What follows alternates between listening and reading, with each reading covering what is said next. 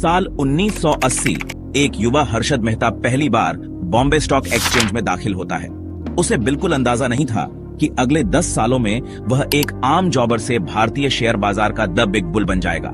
वो 15,000 वर्ग फुट के घर, लग्जरी कारें और शानदार ऑफिस का मालिक बनने वाला था। लेकिन जितनी तेजी से हर्षद का उदय हुआ, उसका पतन भी उतना ही दर्दनाक होने वाला था। यह भारत के सबसे बड़े वित्तीय घोटाले की कहानी है। साल 1973 शहर रायपुर में 18 साल का हर्षद अपनी जिंदगी से बेजार था। पिता का कारोबार और सेहत दोनों ही गिरावट का शिकार थे। लेकिन हर्षद इस स्थिति को बदलना चाहता था, इसलिए किस्मत आजमाने के लिए वह एक ऐसे शहर की तरफ रवाना हुआ जो उसकी जिंदगी बदल देने वाला था। मुंबई, सपनों का शहर। उसे मुंबई के लाला लाजपत राय कॉलेज में दाखिला मिल गया। साथ ही उसने छोटी मोटी नौकरियां करना शुरू कर दिया। उसने प्लास्टिक का स्क्रैप इकट्ठा करके बेचना शुरू किया और यहाँ तक कि सीमेंट का कारोबार भी किया। अक्सर पैसे बचाने के लिए वह खुद ही सामान उठाता और डिलीवर करता था। अगले कुछ सालों में हर्षद का पूरा परिवार भी रायपुर से मुंबई शिफ्ट हो गया। 1977 में कॉलेज खत्म करने के बाद हर्षद ने न्यू इंडिया एश्योरेंस कंपनी में क्लर्क की नौकरी 600 रुपये महीने पर शुरू की और उसका भाई अश्विन मेहता ICICI में काम करने लगा। वे दोनों अपनी नौकरियों के साथ साथ साइड बिजनेस भी करते थे। लेकिन अगले 2 सालों में कई कारोबार करने के बाद भी वे कोई बड़ा बिजनेस नहीं बना सके। एक दिन उन्होंने फैसला किया कि अब वे शेयर बाजार में अपनी किस्मत आजमाएंगे। उस समय BSI में एक ट्रेडिंग रिंग हुआ करता था, जहां शेयरों को मैन्युअल तरीके से खरीदा और बेचा जाता था, क्योंकि उस समय इलेक्ट्रॉनिक ट्रेडिंग शुरू नहीं हुई थी। इस ट्रेडिंग रिंग में सिर्फ जॉबर्स और ब्रोकर्स को ही अनुमति थी। एक जॉबर की जिम्मेदारी थी कि वह अपने क्लाइंट्स की तरफ से शेयर खरीदे और बेचे।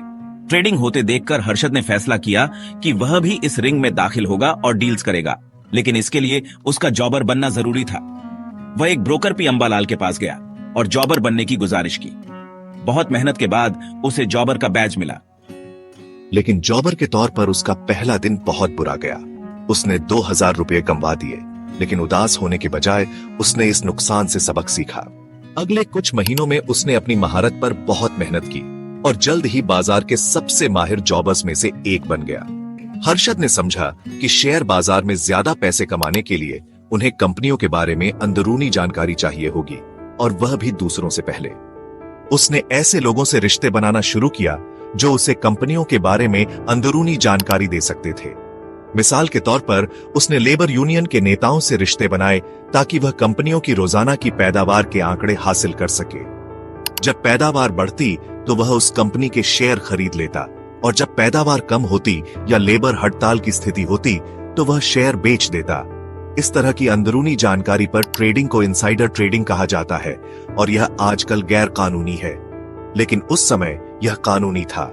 हर्षद ने न सिर्फ दूसरों के लिए जॉबर के तौर पर ट्रेडिंग की, बल्कि उसने बाजार में अपने पैसे भी लगाए। 1982 तक उसने इनसाइडर ट्रेडिंग की बुनियाद पर बहुत पैसा कमाया था और एक बड़े घर में शिफ्ट हो चुका था। लेकिन अब वह इनसाइडर ट्रेडिंग के अलावा एक और तकनीक आजमाने का सोच रहा था, पंप एंड डंप। इस तकनीक के तहत हर्षद ऐसे शेयरों की पहचान करता था जो ज्यादा खरीदे या बेचे नहीं जाते थे।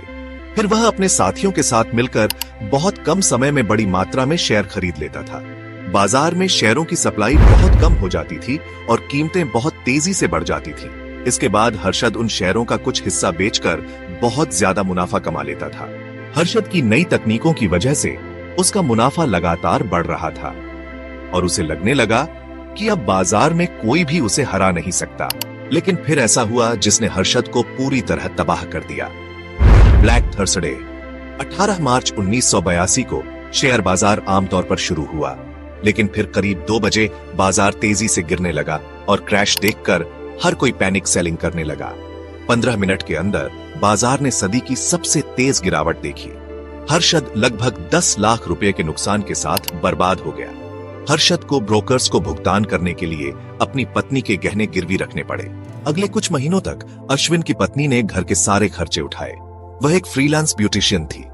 लेकिन फिर जून 1982 में हर्षद और अश्विन ने फैसला किया कि वे दोबारा बाजार में दाखिल होंगे और इस बार वे अपनी खुद की स्टॉक ब्रोकिंग फर्म खोलेंगे और लोगों को शेयर बाजार की सलाह देंगे। उन्होंने एक छोटे से ऑफिस से शुरुआत की। ग्रो मोर का मकसद धनी लोगों को पोर्टफोलियो मैनेजमेंट सर्विस देना था। बुनियादी तौर पर उनके अतिरिक्त पैसे को बाजार में लगाकर उन्हें ऊंचा रिटर्न दिलाना।